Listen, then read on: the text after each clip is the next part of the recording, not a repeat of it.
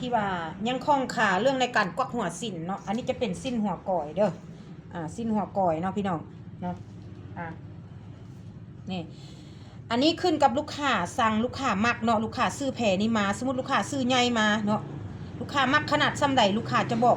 เฮาเราเป็นสร้างเนาะลูกค้าจะบอกเฮาว่าเอาขนาดซ้ำนี้มันจะมี5 กับ 6เนาะมันจะมี5 กับ 6อันนี้นะพี่น้องเนาะแล้วหัวก่อยนี่มันจะขึ้นกับลูกค้าบอกว่าลูกค้ามักแบบใดคอยมักแบบหัวเพียงแบบ4เวลาเฮานุ่งแล้วมันจะหัวเพียงเนาะเฮาก็จะได้กวักแบบหัวเพียงเนาะพี่น้องเนาะถ้าลูกค้ามักว่าคอยบ่มักหัวเพียงเด้อคอยจะมักให้มันลื่นประมาณซ้ำนี้เนาะ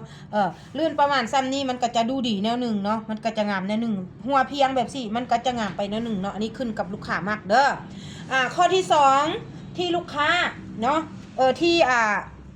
หลายๆคนทักมาหาแม่ยายสีว่าถามว่าทั้งหลังเนาะเวลานุ่งนะเนาะเวลาลูกค้านุ่งมันเป็นอย่างสิ้นมันจะค่อยลั่นขึ้นแบบนี้เนาะลั่นขึ้นแบบนี้เนาะมันลั่นเป็นลั่นอยู่นี่เนาะทุกคนเวลาลูกค้านุ่งเนาะทีนี้สาเหตุก็คือตัวนี้เนาะ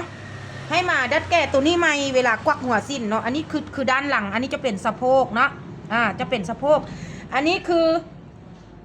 เครื่องกลางเนาะเขาเอาเซฟแอลนี้เนาะเซฟแอลนี่มาทบเครื่องแล้วเขามาหมายเลยหมายตัวนี้แล้วเขาเอาลงเนาะถ้ามันลั่นหลายมันลั่นขึ้นมาหลายนะทุกคนเนาะเขากับปกติของสเปคของสิ้นที่เขาเอาลงนี่ก็คือ1 นิ้วเนาะ1 นิ้วเนาะถ้าเขาเอาลงมาหลายซ้ำใดมันแห้งจองซ้ำนั่นเด้อพี่น้องเด้อเอาลงหลายซ้ำใดแห้งจองเอาลงนิ้วครึ่งแห้งจองพี่น้องฉะนั้นมี1 นิ้วกับครึ่งนึงเนาะครึ่งนิ้วเนาะ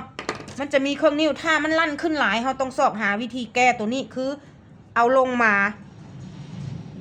ครึ่งนิ้วหรือ6 ตะเบียดเนาะหรือ6 ตะเบียดลงมานี่ถือว่าสเปคมันเรียบร้อยเนาะนุ่งไปมันจะบ่ย่อขึ้นมาจังสิฝากเด้อทุกคนเด้อถ้าผู้ใดเป็นอันนั้นแก้ไขแบบนี้นะ